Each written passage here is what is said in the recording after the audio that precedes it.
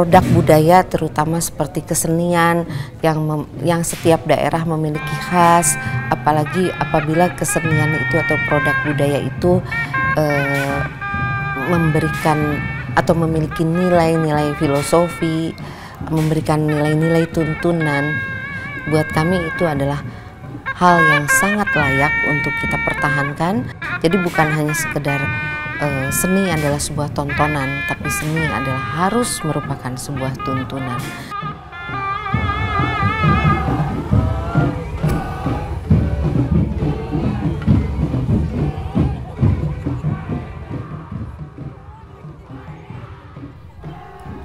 Desa Cigugur berada di kaki Gunung Ciremai, terletak 650 meter di atas permukaan air laut, termasuk wilayah Kabupaten Kuningan. Kehidupan keseharian masyarakat Cigugur ini terdiri dari masyarakat yang heterogen, hidup berdampingan secara damai. Disinilah, di Desa Cigugur, komunitas adat Sunda Wiwitan yang telah hidup beratus tahun hidup berdampingan dengan masyarakat lainnya, baik dengan Muslim, Katolik, atau dengan Protestan. Pada setiap tahunnya, dimulai dari tanggal 18 Rayagung sampai tanggal 22 Rayagung dalam hitungan kalender Saka Sunda, diadakan acara syukuran adat masyarakat agraris yang dinamakan Seren Tahun. Upacara syukuran ini diambil menjelang akhir tahun dalam kalender Saka Sunda, makanya ini kita namakan sebagai upacara Seren Tahun.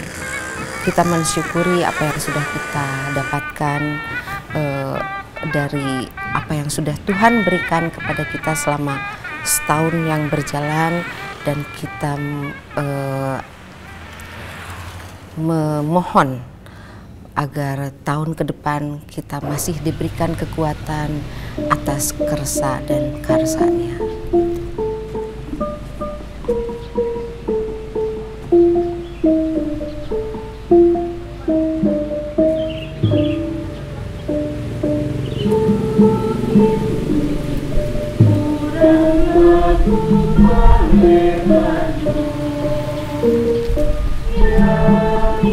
Upacara Seren Tahun sendiri sebagai upacara syukuran masyarakat agraris Sunda atau juga sebuah upacara keadatan masyarakat Sunda yang memang sudah berlangsung berpuluh-puluh tahun dari semenjak kepemimpinan Pangeran Sadewa Madrais Alibasa Kusuma Wijayaningrat sampai saat ini.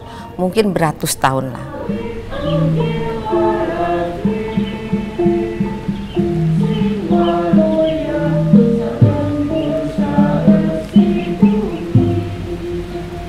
Dalam setiap acara Seren Tahun ada istilahnya pengambilan padi dengan sanduk-sanduk papalaku atau dengan ucapan atau ungkapan permisi secara doa terhadap Yang Maha Kuasa dan terhadap lumbung itu sendiri.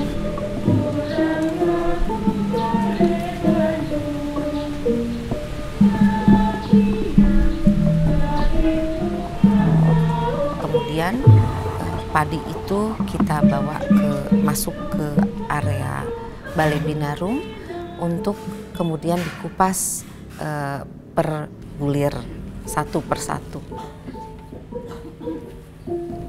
Nah, kenapa itu dikupas satu persatu? Biasanya kalau kita menerima atau melihat sesuatu yang banyak, kita selalu menganggap bahwa itu adalah sesuatu yang mudah. Tapi kalau kita merasakan setiap satu bulir padi itu kita mengupas dengan segala upaya. Ada upaya untuk kita membuka sebulir padi. Apalagi kalau kita menghayati bagaimana ketika awal kita menanam sampai akhirnya harus tumbuh dengan segala resiko juga yang kemungkinan akan terjadi. Nah, kadang kita melupakan sebuah proses. Kita sekarang hanya mengenal sebuah produk, bahwa ini beras untuk kita makan. Tapi bagaimana proses untuk menjadi beras, untuk menjadi nasi yang kemudian kita bisa nikmati. Menurut Sunda Wiwitan Cigugur, Dewi Sri atau Puah Aci tidak hanya dimaknai sebagai padi saja. Acining bumi, acining roh urip tanah pakumpulan adalah semua yang bersumber dari tanah yang menjadi pangan kita. Puah itu adalah sebutan penghormatan terhadap ibu bumi atau perempuan yang memiliki karakter mengandung. Jadi konteksnya adalah iman karena tanah amparan. Di dalam tanah amparan itu ada hasil-hasil bumi yang dihasilkan, yang dalam bahasa kekinian itu dinamakan Puah Aci Sang Hyang Asri, dalam konteks semua tumbuh-tumbuhan yang dihasilkan dari bumi pertiwi ini. Pada prinsipnya adalah leluhur kami mengajarkan bahwa antara kita dengan semesta itu satu dan menyatu.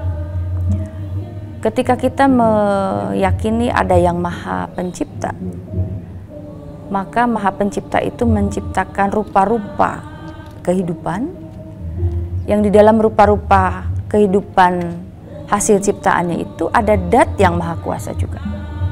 Jadi ketika kita menghormati yang Maha Pencipta, maka kita harus menghormati juga ciptaannya. Gitu.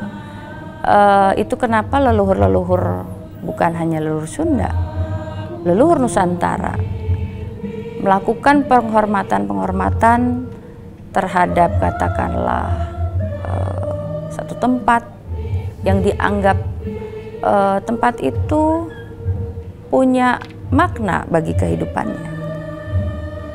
Hutan atau pohon itu berfungsi menyimpan cadangan air untuk kehidupannya. Bukan menuhankan pohon, bukan menuhankan gunung, bukan menuhankan batu, tetapi melakukan pola komunikasi dengan semesta itu. Karena dengan keyakinan kita satu dan menyatu. Dan ketika satu dan menyatu, akan muncul keselarasan. Ada ikatan yang tidak bisa terpisahkan, dan ikatan itulah yang akhirnya memunculkan kesadaran, kalau dalam bahasa Sunda, rasa rumasa tumarima, di mana ketika sudah muncul kesadaran itu, kita akan menjaga alam kita, lingkungan kita untuk tidak rusak, karena kita punya hubungan yang tidak bisa terpisahkan.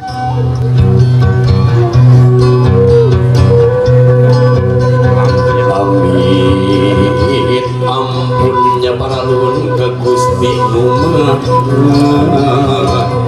suci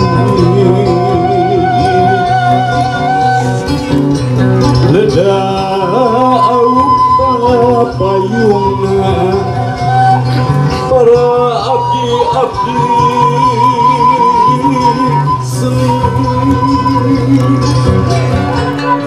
Amit sun tabe pun sampurasu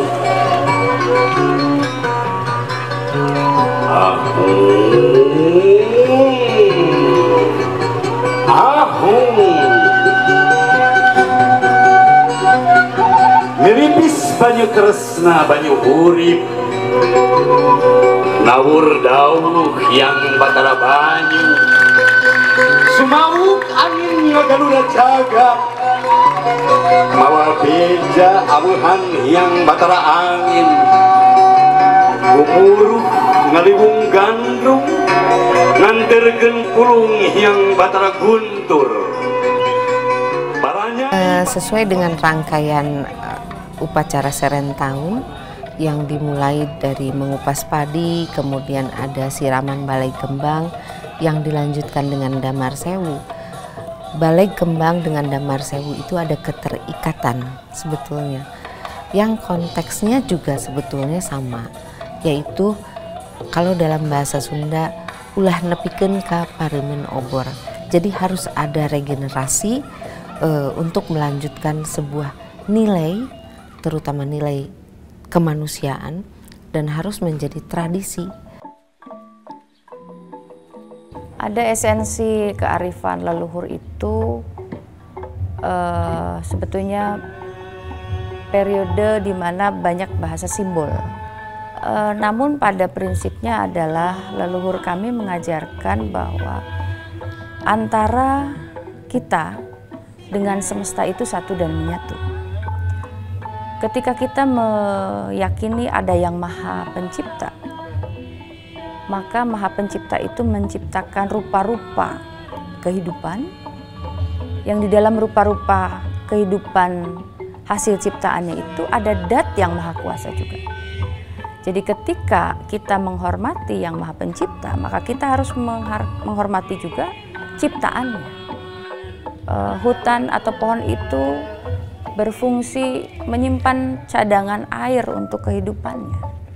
Bukan menuhankan pohon, bukan menuhankan gunung, bukan menuhankan batu, tetapi melakukan pola komunikasi dengan semesta itu. Karena dengan keyakinan kita satu dan menyatu.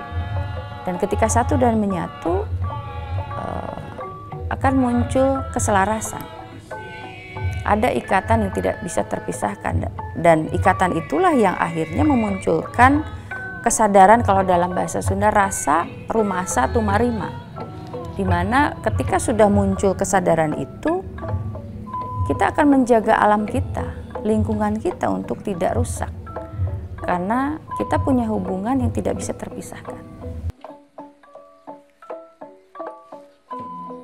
Dalam acara Pesta Dadung itu menari dengan saling menyimpulkan tali atau berpegangan pada tali. Tali yang diputarkan itu merupakan sebuah ekosistem yang harus berjalan dalam kehidupan. Nah, ini tidak lepas dari harus adanya penjaga alam yang peduli. Ya, paling mungkin kalau zaman dulu kita masih banyak menemui anak gembala. Mungkin zaman dulu kita masih banyak menemui petani yang betul-betul menggarap sawahnya sendiri dan lain sebagainya. Tapi sekarang kondisi kemajuan zaman dan lain sebagainya ini juga sudah mulai tidak kita lihat, jarang sekali kita lihat.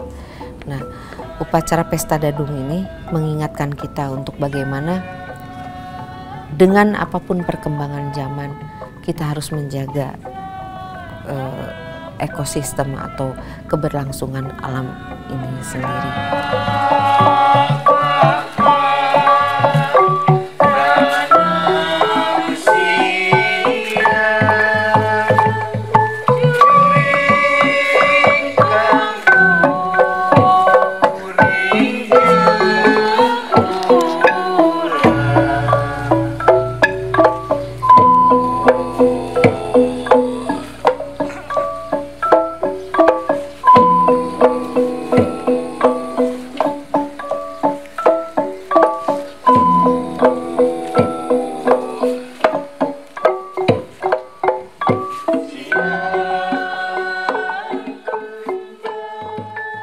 Di kita ada acara membuang hama.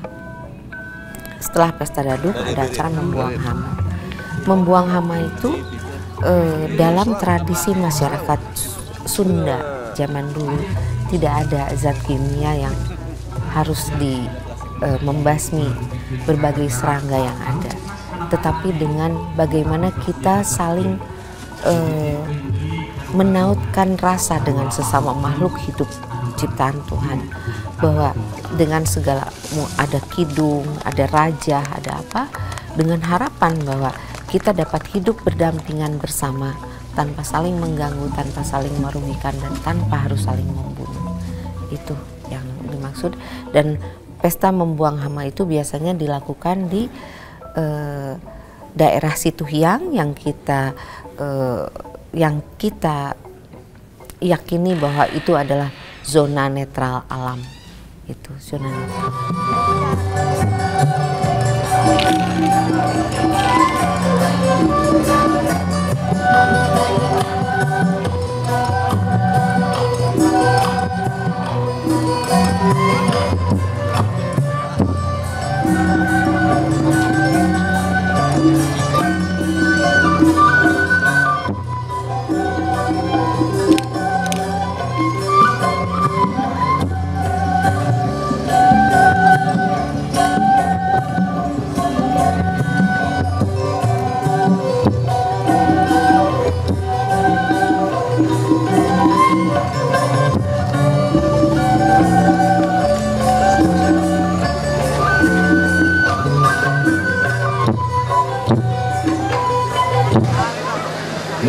ibarat Sang Hyang Maha Esa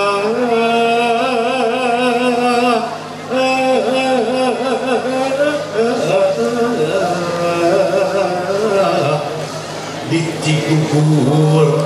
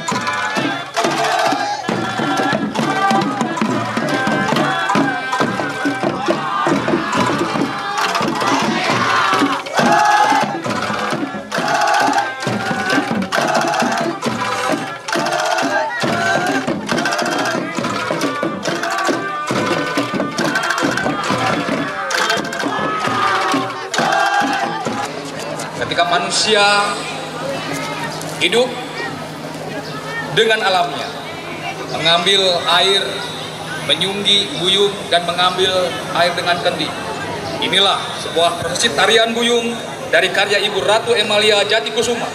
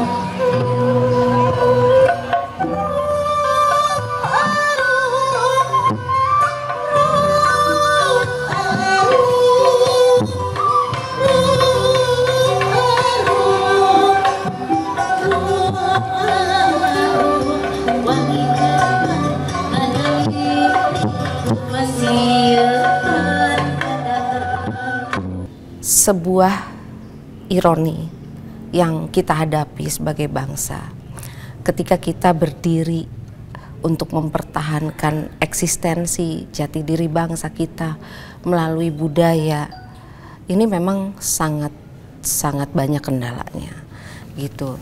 Nah, terutama yang saya alami itu ketika periodisasi Pangeran Jatikusuma, yaitu antara tahun 1980-an sampai 1999-2000 lah gitu. Nah, kurang lebih sekitar 17 tahun kita dihentikan tanpa alasan, tetapi alasan hukum, tetapi hanya stigma yang berjalan bahwa dianggap upacara Serentakun adalah sebagai upacara sebuah ajaran terlarang, sebuah ajaran sesat, seperti itu.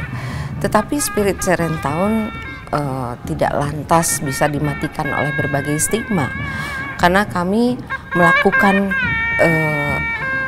perjalanan keyakinan spiritual itu dengan segala kesadaran kami sebagai makhluk ciptaan yang maha kuasa, di mana kami merasa mempunyai hak untuk melakukan syukur terhadap apa yang sudah Tuhan berikan kepada kami.